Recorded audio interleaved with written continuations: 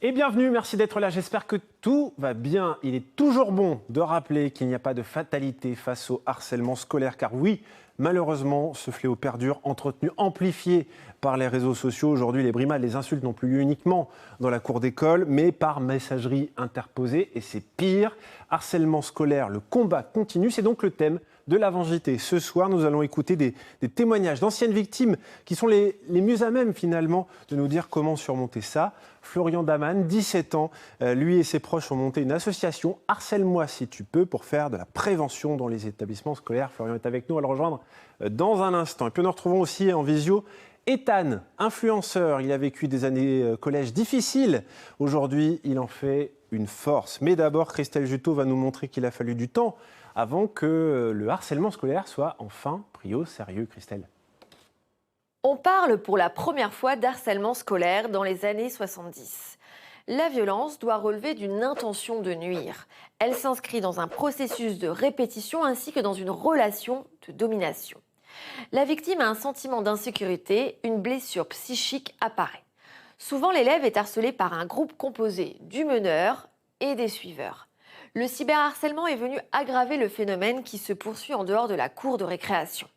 La prise de conscience en France de la gravité de ces faits débute dans les années 2010. Les enquêtes d'Éric Debarbieu révèlent que 10% des élèves sont victimes de violences répétées. Les actions mises en place depuis 2020.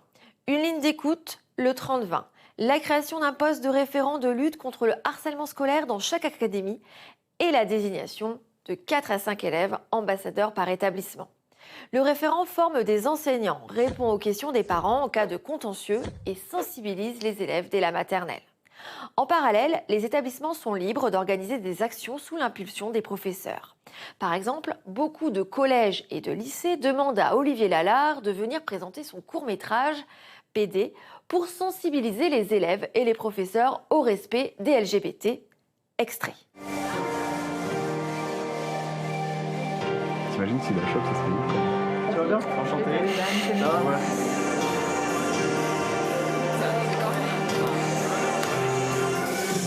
Ouais. En fait, c'est plutôt lui ton genre. T'es con. Des associations comme SOS Homophobie interviennent en milieu scolaire. En 2019-2020, elle a sensibilisé plus de 4000 élèves dans toute la région. Dès la maternelle, naissent les prémices du harcèlement scolaire qui se développe de manière exponentielle à partir du collège. Les professionnels l'affirment, il faut sensibiliser les enfants dès le plus jeune âge. Merci beaucoup Christelle. Florian Daman, bonsoir. Bonsoir. Comment ça va? Bah ça va et vous? Ça va très bien, on est ravis de vous recevoir dans l'émission. Vous avez 17 ans, lycéen en terminale. Vous envisagez de devenir éducateur spécialisé. C'est voilà. ça. Et vous avez monté une association avec vos proches, une association, l'association Harcèle-moi si tu peux. Donc la prévention sur le harcèlement scolaire, car vous en avez été victime. C'était quand? Ça a duré combien de temps? Alors, ça s'est passé en 5e et en 4e. Donc au collège. Au collège, voilà. Donc c'était en 2017. Donc j'avais 14-15 ans à peu près.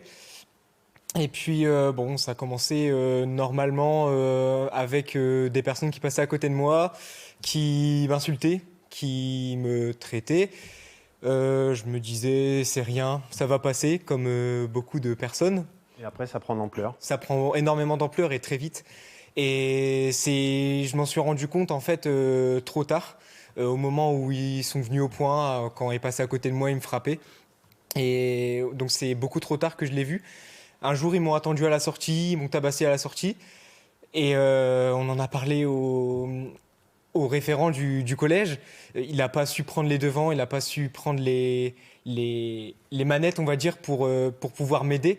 Et donc malheureusement, ça s'est reproduit une deuxième fois. Et la deuxième fois, c'était plus compliqué parce que ça allait beaucoup plus loin.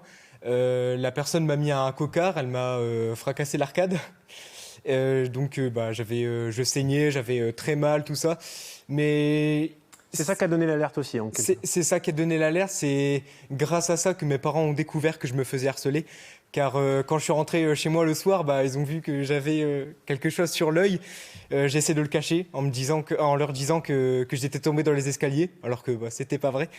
Et j'ai dit à ma mère, à ma belle-mère, à mon père, je leur ai nié la vérité.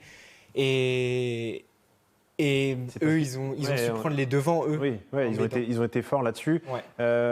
Mais en même temps, vous avez alerté quand même à un moment. Ça, c'est pas toujours le cas, hein. Souvent, on se cache, on se met en retrait. On a peur de parler. Ouais, c'est ça. Bah là, c'est parce que j'ai été découvert, mais je pense que si j'aurais pas été découvert, j'aurais continué dans mon rôle, dans mon jeu, et j'en aurais pas parlé. Voilà. C'est votre mère qui a finalement vous a aidé à sortir de tout ça? Donc mes deux parents, mon père, ma mère, ma belle-mère aussi qui a été là. C'est ma belle-mère qui l'a découvert en tout premier, mon cocard. Et ensuite, c'est ma mère et mon père qui ont pris les devants pour m'aider.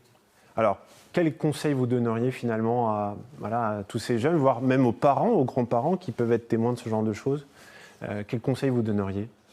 Déjà pour les élèves, c'est, on le répète beaucoup, mais d'aller en parler.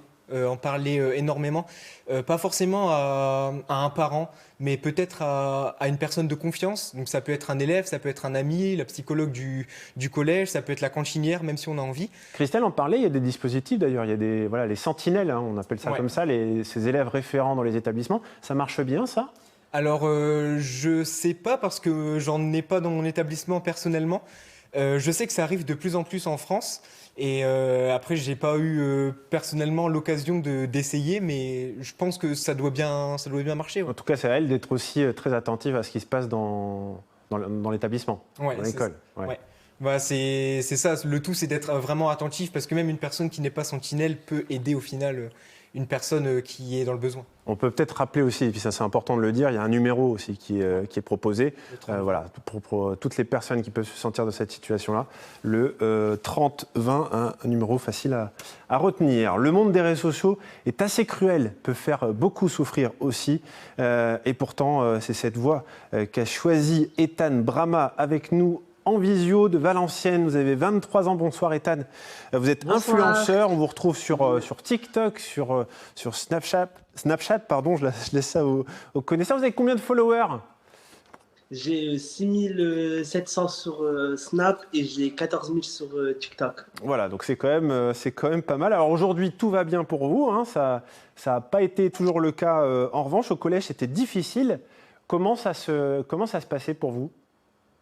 Quand on est un jeune élève, qu'on arrive dans la cour des grands, quand on quitte la primaire, c'est très très très difficile d'arriver où il y a des grandes personnes. Pour moi, c'était des grandes personnes et faire sa place, c'est très très très très très difficile. Ouais. En plus que quand on n'a pas la même orientation sexuelle que les autres, il y a toujours cette part où on est obligé de se cacher parce qu'on a peur du regard des gens.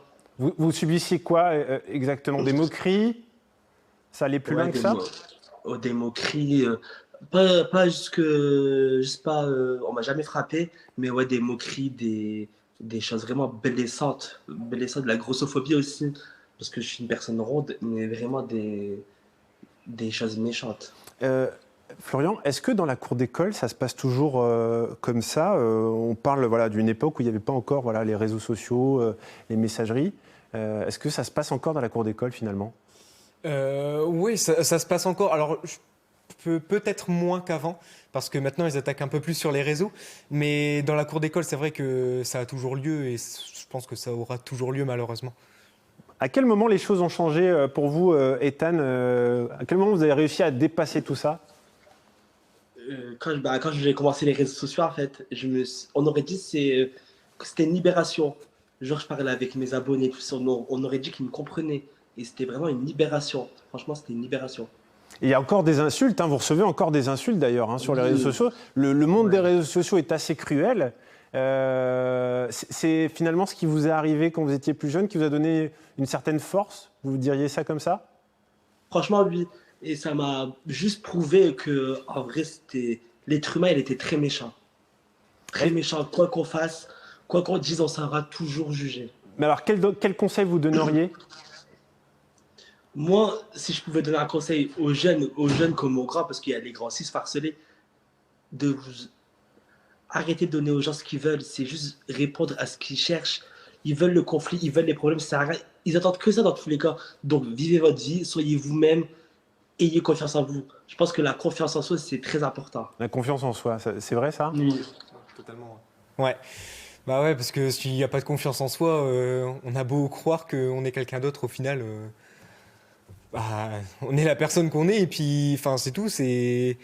Non, la confiance en soi, je pense que c'est la règle primordiale. Vraiment. Alors, quand on parle de harcèlement, il y a un jeune homme qui nous a tous bouleversés. C'est Jonathan Destin, Lillois. Il s'était immolé par le feu. Jonathan, devenu un symbole de la lutte contre le harcèlement scolaire. Il nous a quittés l'été dernier. Je propose l'autre regard, Myriam Selcher. C'était son visage, celui d'un adolescent en surpoids devenu souffre-douleur de ses camarades, jusqu'à vouloir en finir, effacer à tout jamais ce visage en s'immolant par le feu. Brûlé à 72%, Jonathan Destin subira 17 greffes, 23 opérations. Il a dû réapprendre à vivre avec ce nouveau visage, à jamais marqué du sceau de ses souffrances. Mais il a su en faire sa force, porte-voix infatigable des victimes du harcèlement scolaire.